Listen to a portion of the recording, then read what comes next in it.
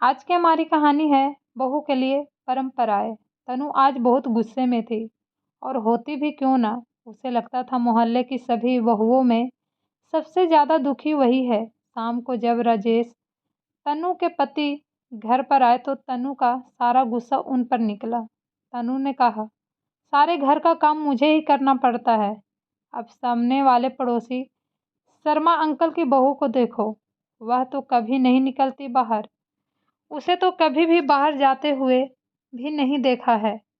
और एक मैं जो दिन भर घर के कामों से स्कूटी लेकर बाजारों में घूमती रहती हूँ और आकर फिर घर का काम करो, खाना बनाओ और तो और बच्चों की सारी जिम्मेदारी भी मेरे ऊपर है। आपसे तो इतना भी नहीं होता कि बच्चों की स्कूल की डायरी भी चेक कर ले, वह भी मुझे ही करनी पड़ती है। तन्नू गुस्से में सारी बातें राजेश को बोले जा रही थी और राजेश चुपचाप खड़े हुए चेहरे पर थोड़ी सी मुस्कान लिए उसे हाव भाव दे रहे थे। राजेश के मजाक के हाव भाव देखकर तनु और ज्यादा नाराज हो गई और चिल्लाते हुए बोली, सही है, आपका यहाँ मैं जल रही हूँ और आप मेरे मजे लेकर हंस रहे हो। राजेश ने हंसते हुए कहा, यार तनु, अब तुम्हारी इन बेकार की बातों पर हंसी नहीं तो क्या सीरियस हूँ। तुम अपनी तुलना शर्मा अंकल की बहू से कर रही हो। तुम्हें पता है, शर्मा अंकल और आंटी दोनों अपनी बहू को घर से बाहर खड़ा तो नहीं होने देते, वह बाहर कैसे निकले देती। तुम तो शुक्र करो तुम्हारे ऊपर ऐसी कोई बंदिश नहीं है। तुम चाहे जहाँ जाओ, तुम्हारा मन करे वह पहनो, फिर भी तुम संतुष्ट नहीं हो।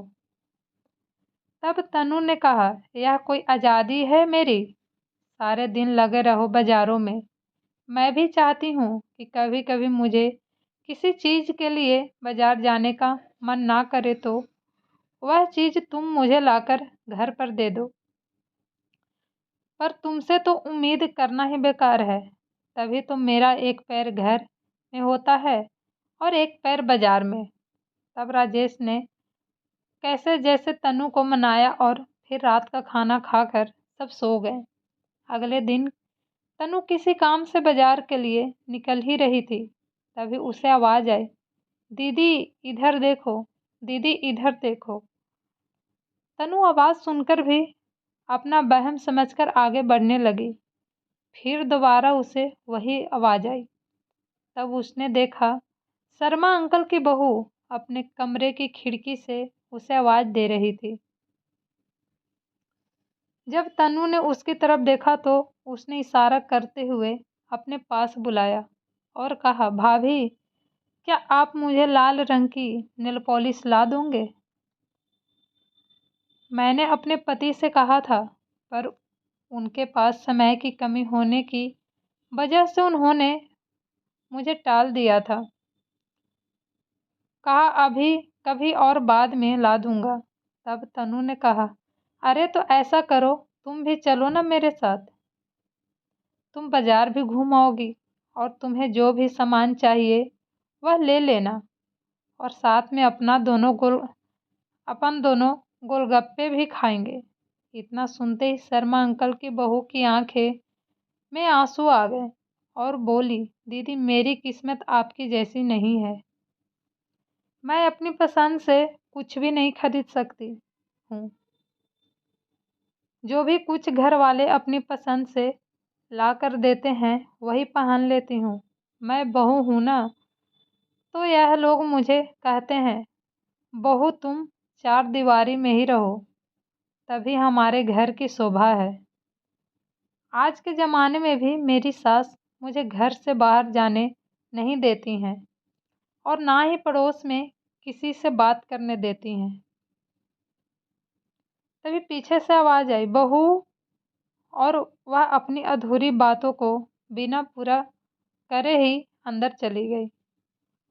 और उसके अंदर जाने के बाद तनु यह सोचने पर मजबूर हो गई कि किस्मत किसकी खराब निकली, मेरी कि मुझे अपने घर और बाहर दोनों का काम संभालना पड़ता है, या शर्मा अंकल की बहू की, जो अपने घर के बाहर भी खड़ी भी नहीं हो सकती है। तनु सोचने लगी कि मैं तो हमेशा यही सोचती थी कि शर्मा अंकल की बहू के तो ऐसे है जो उसे घर पर बैठे बिठाए हर सामान मिल जाता है। पर आज वह अपनी किस्मत को सराह रही थी, क्योंकि चाहे काम के बहाने ही सही, वह घर से बाहर निकल तो सकती है, जिससे चाहे उससे बातें कर सकती है, अपनी पसंद का कुछ भी खरीद सकती है। अगर मुझे ऐसे चार दीवारी में कैद कर दिया जाता तो आज वह भी ऐसे ही तड़पती, जैसे शर्मा अंकल की बहू आज झट छटपटा रही है। आज तनु को समझ आ गया था कि कैसे हमें दूर से दिखाई देता है, सच्चाई में अक्सर ऐसा होता नहीं है। इसलिए दोस्तों, हमें जो भी मिला है, हमें उसमें संतुष्ट रहना चाहिए, क्योंकि भगवान ने हमें हमारे हिसाब से सबसे बेहतर दिया है। अगर आपको ये कहानी पसंद आए तो मेरे चैनल को लाइक एंड सब्सक्राइब ज़रूर कीजिएगा। Thank you so much.